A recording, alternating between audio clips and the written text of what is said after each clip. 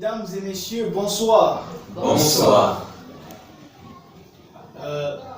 Dans notre session de ce soir, nous allons prendre du temps à écrire chacun sur un ressenti. C'est-à-dire, nous allons mettre sur nos papiers à l'aide de nos stylos nos chagrins. C'est pour cela que je vais nous demander de nous plier tous sur nos stylos, sur nos papiers, et de prendre nos stylos et d'écrire ce que nous ressentons vis-à-vis de ce que nous vivons et d'exposer nos chagrins à tout le monde. Nous allons nous revoir dans 30-40 minutes pour les restitutions.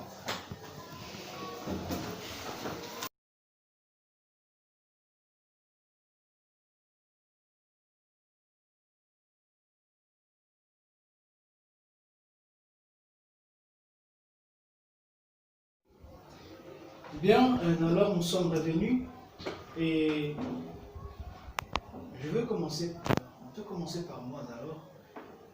Et je dirais que histoire. Annoncé. Histoire. Annoncé.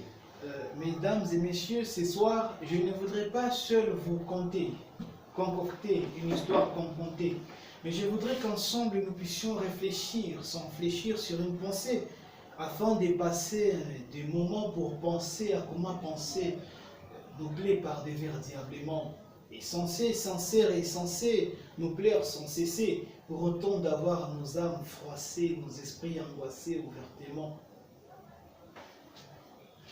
D'abord, par moi, sachez que je suis un digne fils de ces pays. Je viens de la tribu des mots dans les clans d'Islam, où l'on soigne des mots avec des mots pour apaiser les âmes des hommes et des femmes. Je ne sais pas si quelqu'un d'autre avait des choses à nous dire. Bon, je peux me jeter à l'eau. Bon, vas-y, nous t'écoutons. J'ai une confidence à vous faire. Je suis peut-être votre grand-père. Laisse-moi vous lire ce petit testament. Le testament d'un vieux sage. Mes chers petits-enfants, il y a de cela 135 ans que je récite un livre qui avait comme préface et couverture l'évangélisation. Les 2 premières pages avaient comme thème pillage, exploitation illicite de nos corps dans leur plantation. Notre sang arrosait leur RVA. On travaillait pour le bien d'un seul individu qui a vécu dans le rêve vu en face de sa richesse. Les 10 deuxièmes pages marquaient le mépris qu'on avait subi quand cet individu nous a donné comme gage pour une dette d'une bouteille de champagne qu'il a prise dans une boîte de Belge. Pendant cette période où on travaillait pour cette dette, mon livre soulignait la misère qu'on avait vécue. Mais en 1959, je me suis marié et 1 an après, avec ma femme, votre arrière-grand-mère, on avait eu une fille. Elle s'appelait ainsi que l'RDC. Et pour nous, elle était l'RDDC. On ne pourrait jamais connaître son secret. Elle faisait des choses à sa guise. Et c'est montré dans son creux du coude. Elle était tellement têtue. On ne pourrait jamais le tiquer. Mais alors on s'était tué. Oui, je me rappelle. Je me rappelle de son vêtement bleu foncé, bordé de 6 étoiles jaunes à gauche et d'une grosse étoile jaune au centre symbolisant l'unité de ces provinces. Ces dernières demeurent un problème sérieux. Ne dites pas que c'est rien, il faut y arriver. Prenez pour des idées de l'harmonie entre différents groupes, oui. Pays laïque, démocratique, c'est une question de la vie sociale.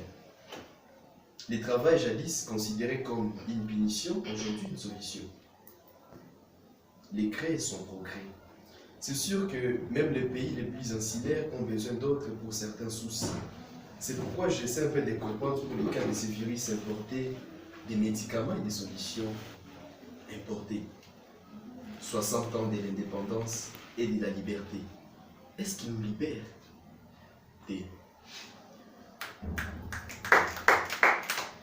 Bien, merci pour ce petit témoignage. Alors, quelqu'un d'autre a des choses à nous dire? Moi, Bien, vas-y, nous t'écoutons. vous l'avez constaté, les vies s'inondent, les bonnes mœurs se bafouillent, car la bonne moralité est perdue.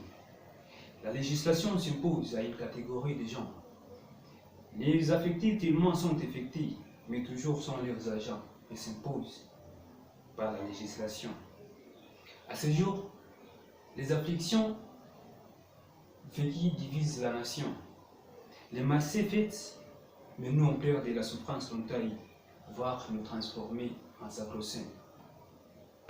Car depuis sa naissance, il n'y a toujours pas de licence, et c'est la tendance d'exploiter l'essence, l'on assurance à une mauvaise gouvernance, qui perd l'essence du social en endurance.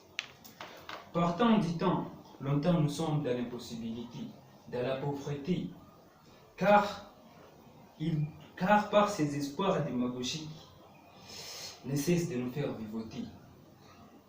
Pourtant, on a beaucoup souffert avec des maladies épidémiques, endémiques, et aujourd'hui, c'est pandémique. Mais sont des assistants, sont des actes thérapeutiques, à courte endurance qui nous sont toujours appliqués.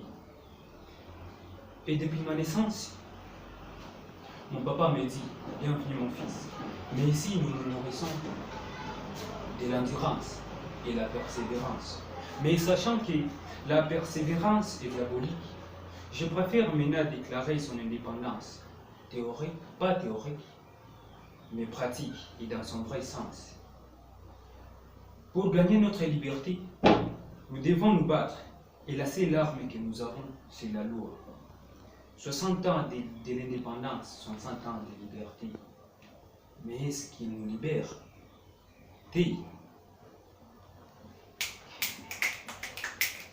Bon, alors, pour finir, j'espère que les autres ont aussi dû écrire quelque chose et que je pense qu'ils nous devraient écouter. Alors, qui veut se lancer? Bon, alors, madame, nous t'écoutons. Moi, depuis ma naissance, j'entends parler de l'indépendance. Mon père m'a raconté un peu de ce qu'il a vécu. Vu tout ce que je vis et ses décadences, je me dis que la liberté n'existait pas dans mon patrie.